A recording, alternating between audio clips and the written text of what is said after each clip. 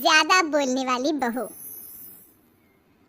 ये क्या कर रही हो दीदी? उठ रहा हूँ ना, पिछले 1 घंटे से सुन रही हूँ। उठ रहा हूँ, जल्दी उठ। दिव्या, सुगंधा तैयार हो गई है, स्कूल छोड़कर आ, बस नहीं आएगी आज। जा रही हूँ पापा, पहले अंकित को उठाकर दूध दे दो। पापा ये अंकित को उठाना जरूरी है, इसकी हर क्लास जरूरी है। पता है पापा, ये पढ़ेगा ना तभी ये ठीक रहेगा, नहीं तो मोहल्ले के लड़के जानते हैं ना। अरे सोने देना दिव्या बेटा, कल रात में थक गया था, पढ़ाई कर रहा था, मैंने देखा था। आपने सिर्फ देखा था, मैंने हर 2 घंटे में इसे कॉफी दी है कि सोना जाए। आज अब परीक्षा है तो उठ नहीं रहा। पापा देखिए, ये गलत बात है। कोई मुझे स्कूल छोड़कर आएगा या फिर मैं अकेली चली जाऊं? अरे नहीं, जमाना ठीक नहीं है, मैं चल रही हूँ ना तेरे साथ। दिव्या, जो कि खुद मुश्किल से 16 साल की थी, अपनी 12 साल की बहन का हाथ पकड़कर उसे स्कूल ले जाती है। जब वो वापस आ रही होती है तो हाय रे, कहाँ भागी जा रही है? कितनी सुंदर है, मेरी गर्लफ्रेंड बन जा। ये चप्पल देखिए, 10 नंबर की है, तेरे मुंह पर पूरी छाप दूंगी, समझा? चल। और हाँ, गर्लफ्रेंड, शक्ल देखिए तेरी, कैसा लगता है? सुअर समझ में आता है ना? अभी कितना बकवास बोलती है। चल, सॉरी बहन, माफ कर दो। ये है हमारी दिव्या, जिसकी माँ अब नहीं रही। पिता है लेकिन बीमार, और साथ में छोटे भाई बहन। लेकिन दिव्या ने सभी की जिम्मेदारी एक माँ की तरह निभाई। कितना बोलती है ये लड़की, सारा दिन मुंह चलता रहता है। अरे ना चले ना पापा, तो ये दोनों हम लोगों को कुछ ना समझे। पापा देखो, छोटी को अभी तक स्कूल से नहीं आई। देखिए पापा, मैं बता देती हूँ, मैं इस घर में नहीं रहूंगी ना तो पता चलेगा आप लोगों को। अरे जरा सा ख्याल नहीं है आपको हम लोगों का, है ना? तभी छोटी आ जाती है। कहाँ गई थी? क्यों देर हो गई? कितनी बार बुलाया, वक्त से घर आया कर। चिंता हो जाती है, पापा को तो कुछ नहीं, मैं परेशान हो जाती हूँ। वैसे पापा भी होते होंगे, है ना पापा? फिर बताते क्यों नहीं आप, बोलिए। अरे कहाँ देर हुई है दिव्या, 1 ही तो बज रहा है। नहीं पापा, 5 मिनट ऊपर हो गए। वैसे इसके लिए ना पापा किसी को रुकना होगा जो इसे लेकर आए और स्कूल छोड़े। आसपास के बच्चों के साथ जाती है तो देर करती है। कहाँ देर हुई ये अभी तक नहीं बता रही है, पूरे 5 मिनट लेट है तू। छोटी बहन दिव्या के हाथ में एक फूल देती है। दीदी, आपके लिए फूल तोड़ रही थी, देखिए चोट भी लग गई। दिव्या माँ की तरह छोटी बहन को गले लगा लेती है। पिता दूर से दिव्या को देख रहे होते हैं, तभी पास की पड़ोसन आ जाती है।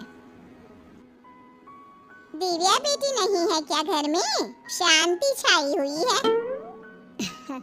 अरे वो छोटे स्कूल से आ गई है ना, तो उसके कपड़े और बाकी का काम कर रही है। देखिए भाई साहब, अब दिव्या की उम्र शादी की हो गई है, तो उसके लिए एक लड़का देखा है।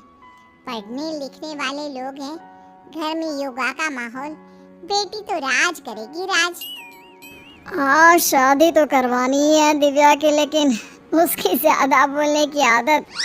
नहीं भाई साहब, ये तो आपको उसे समझाना ही होगा। तभी दिव्या आ जाती है। क्या समझाना होगा?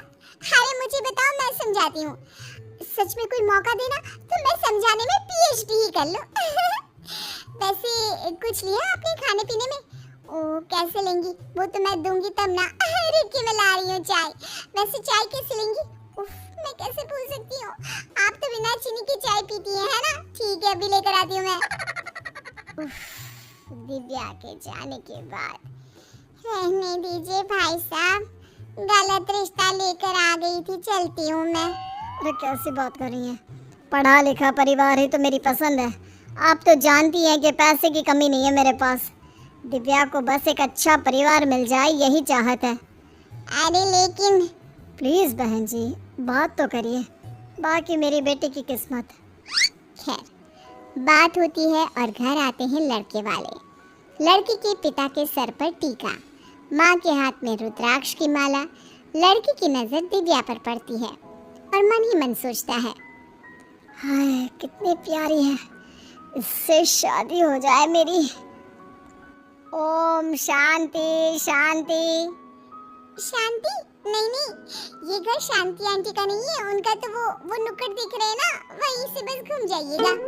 दिव्या बेटा अंदर आ जाओ। जी बहन जी, ओम शांति शांति, आइए। सभी बैठ जाते हैं। घर में अजीब सी वाइब है, ऐसा लगता है जैसे यहाँ की दीवारें भी बात कर रही है। शांति नहीं है। कैसे रह लेते हैं आप? अच्छा, आपकी बेटी कहाँ है? बुलाइए जरा। दिव्या, दिव्या बेटा जरा आना तो। देखो ये लोग तुम्हें देखने आए हैं। हाँ हाँ, देखने ना, मैं क्या देखने वाली चीज हूँ? वैसे पापा क्यों देखने आए? बताया नहीं क्या बेटे को? हाँ नहीं बताया। वो क्या ना, ये सब काम माँ करती है, अब इसकी माँ नहीं है तो। लेकिन बोलती कुछ ज्यादा ही है। अच्छा है ना पापा, घर में कोई तो हो जो बात करे, वरना आप और माँ तो खैर, कहते हैं ना, वही होता है जो ऊपर वाला चाहता है। हो जाती है दिव्या की शादी एक ऐसे घर में जहाँ लोगों को बोलने से एलर्जी होती है। चाय। दिव्या सास की बात सुनकर बैठ जाती है। थोड़ी देर बाद सास फिर से कहती है, चाय। दिव्या फिर शांत। थोड़ी देर बाद ससुर बोलते हैं, सास चाय मांग रही है, ले आओ। अच्छा, लेकिन मुझसे तो नहीं बोला। बोला तो चाय। हाँ, चाय तो बोला आपने, लेकिन मांगा थोड़ी ना था। अब चाय के साथ ले आओ भी बोल देती तो मैं समझ जाती ना। वैसे कैसी चाय पसंद है आपको? मुझे तो जब तक पानी में अदरक का उबाल नहीं आता ना, चाय में मजा ही नहीं आता। चाय। दिव्या समझ जाती है और चाय ले आती है कि तभी, अरे मम्मी, आपको सुबह में क्या हो गया था? सुबह आप उठकर ड्राइंग रूम में बैठी थी, घंटों बिना कुछ बोले आंख बंद करके। क्यों, ससुर जी ने कमरे से भगा दिया था क्या? कितना बोलती हो। देखो, हम लोगों के घर का ये रिवाज नहीं है। अच्छा, तो क्या रिवाज है? मुझे भी तो पता चले। देखो दिव्या, हमारे घर में लोग बोलते कम और समझते ज्यादा हैं। जैसे, हाँ, जैसे बोल दो चाय। अब समझते रहो कि क्या।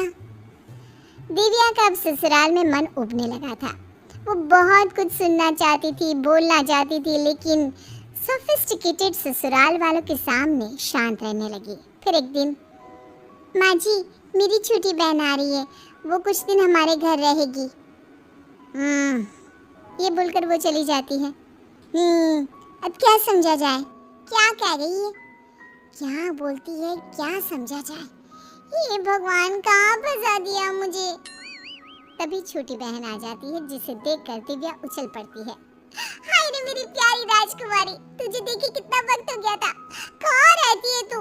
तू यहीं आ जाना मेरे पास कुछ सालों के लिए, फिर यहीं से तेरी शादी करवा दूंगी। मेरी जान, कितनी याद आती है तेरी, पता है? दिव्या बोली जा रही थी और सास ससुर उसे घूर रहे थे। फिर अगले रोज, इतनी जोर जोर से टैप रिकॉर्डर, ये आया कहाँ से? मैं घर से स्पीकर लेकर आई हूँ आंटी जी। क्यों? ये तो हम लोगों के घर आज तक नहीं आया।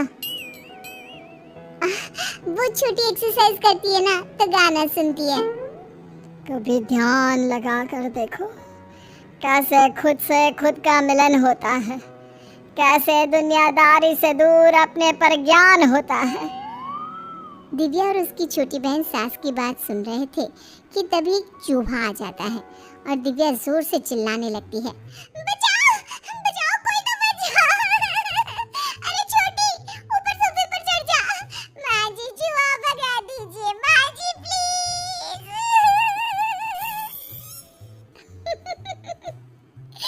दिव्या के चीखने चिल्लाने से सास का पारा हाई हो जाता है और वो, निकलो घर से, इस घर में तुम जैसी उज्जवल लड़की नहीं रह सकती। और दिव्या बहन के साथ मायके आ जाती है। लेकिन फिर एक रोज, दिव्या, मैं तेरे ससुराल जा रहा हूँ, तू मेरे साथ चलेगी? नहीं पापा, मेरा वहाँ मन नहीं लगता है। तभी दिव्या का पति आ जाता है।